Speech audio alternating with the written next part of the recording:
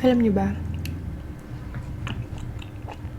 hindi ko ginagawa to, itong pagkain ng ganito para lang sa video. Hilig ko siya talaga gawin. Hilig ko talaga kumain ng ganitong tab. Sobrang unhealthy pero kapag sinabi kong gusto ko ng ice cream, ito yung ibig ko sabihin. Hindi ako may soft serve. Gusto ko yung nangunguya ko siya. Naalis natin yung gilid. Gitna naman.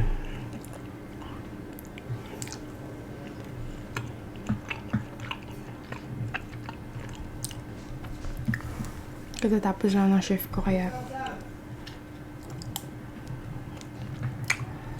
medyo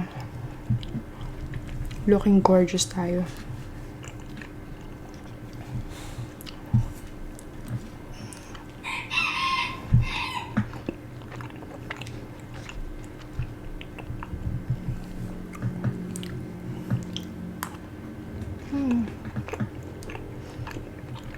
Documentaries about Amish people. Sobrang fascinated ako. Yun lang, story time next time.